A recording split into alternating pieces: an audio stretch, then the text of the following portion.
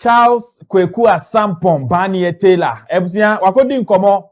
wo baabi na nkomo no so yensa etumi aka nkomo ne bia yedi eho asem yedi ebro Charles Taylor ebusia wonim se oye legend ewa Accra Hearts of Folk na oye legend so okumasi asante koroko oye legend ewa the Black Stars of Ghana wabo has wabo kotoko sanso na wabo the Black Stars of Ghana na Charles Taylor akodi nkomo bia nkomo no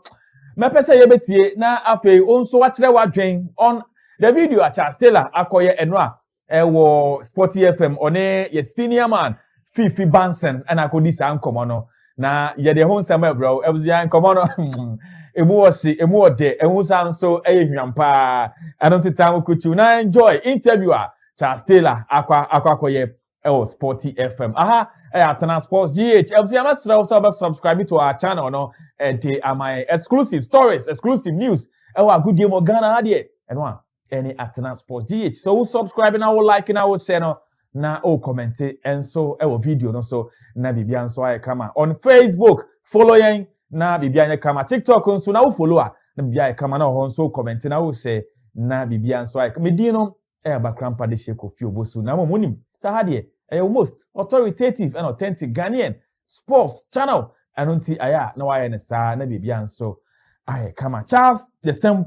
Asampon Banie Taylor the terror Taylor ehun common ebusua anape yeni wu edisi abekase de oye retired what you say anunti oye pandi 3 weeks wo Angel TV Angel FM na Charles Taylor din komo bi e de abeto dwa concerning their 2004-2005 CAF Confederation Cup final. The CAF Confederation Cup final no Charles Taylor edisa game no ho enkomo edi aba na ebuzia yendi nkomo na hwe the way aniama esi etie onim se sa tournament no ana se sa competition no Accra Hearts of Folk ena eje sa competition no Accra Hearts of Folk ena eje sa competition no final no kosu okumase baba yara sports stadium ho ena Hearts of Folk edi penalties edi eji sa crew ano edi fi asante korokofo no wo mo ensem papa na oye vice president edi Ghana at that time a friend his excellency Aliu Mahama ena edi trophy no edi echa Accra Hearts of Folk for no ensem that time that night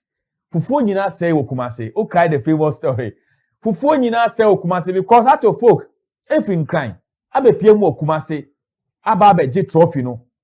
edi call na yebeko lineups ni mo on that day players ebo de man Hearts of Folk and players nso a ebo edema koroko na fe yedi hu nkomo yen shall say from the home side koroko nebo game no as the home team and until lineup koroko edebo sa final no George Owu ono and eda goal post ni mo defenders ni ma akoma 9 Joe Hendricks eboye Isa Ahmed eboye Ofosu Apia and afi Godfred Yebua ebo left back adema koroko oba infinfin hona Michael Asante mpese obo game ni bi Stephen Odro Michael Osei Emba Power Yusuf Chipsa and obo midfield no attack no ekoye Nana Hindua and afi Charles the Terror Taylor Asampon Banie and omulidi attack no edema koroko nemom our head coach no na Hans Dieter Smith ono and a head coach edema koroko tima omode ball final against Hearts of Folk in the Confederation Cup final na friend the Virgin Cup yaba Hearts of Folk nso a goalkeepers no na omoya de pa nemom de onya nod eda on that game no Sani Mohammed as Siameka say oye Dreams FC for goalkeepers trainer Sani Mohammed ena ono nso onya akonya eda game no defenders no na Dankwe obo as a right back ena Michael Amankwameku and so boy as a left back central pair no ekoye Aqua Harrison and afi Michael Donko Aqua Harrison and Michael Donko le ball 4 and 5 Amankwameku ebo left back and Dankwe so ball right back uban fin wa Lawrence Ajatete Francis Bosman and afi Lawrence Eji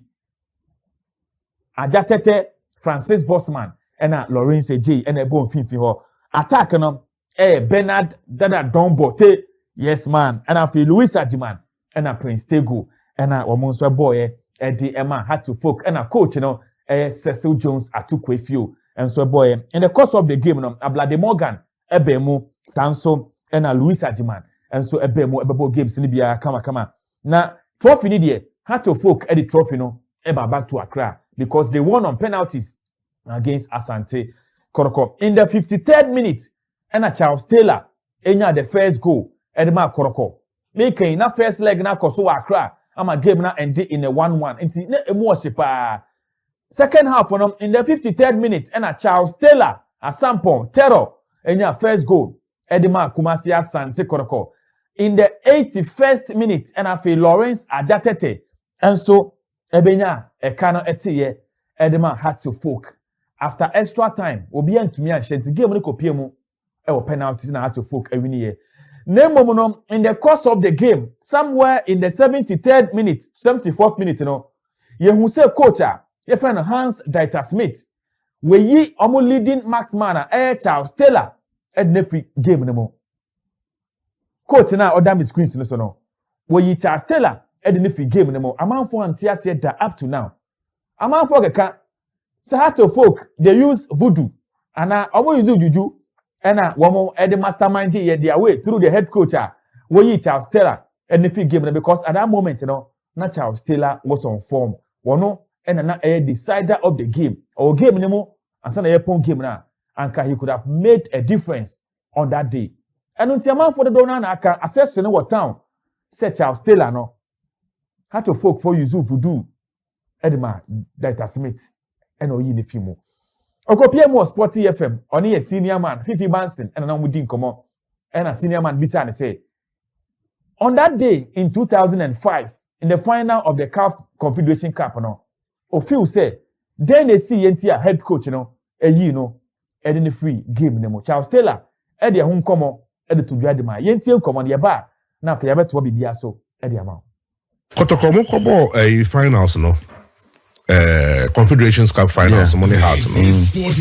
would you say detachment obi na yeni bibi nti oyi fi mu nana yes or no but me yes and say a lot of players almost has to folk flame before the match then could frame say me had me free bone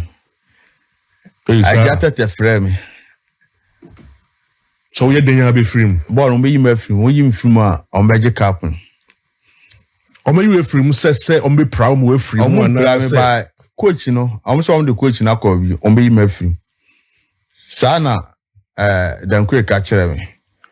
ntina omo Ghana ha no e na me bo nwudin o from ma no be so because jata to Ghana then quick Ghana me mo obi o abontin waka se bia o pa no abontin o se akufo ye bobo ni na omo nyina chance that time at un film o se akufo ba se mi free ball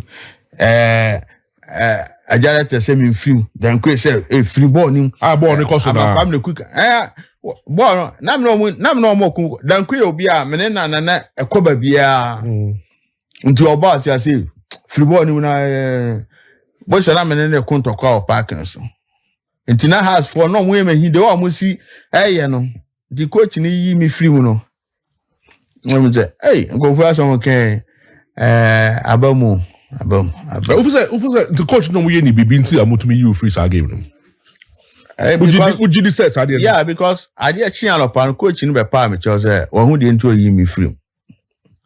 oba me wa se da pa me chose onim de nti yi mi free to me fan channel Charles the Terror Taylor and Eddie Nkomono Eddie H. Like Ujidi say football no juju adwuma wo mana because the Charles Taylor can die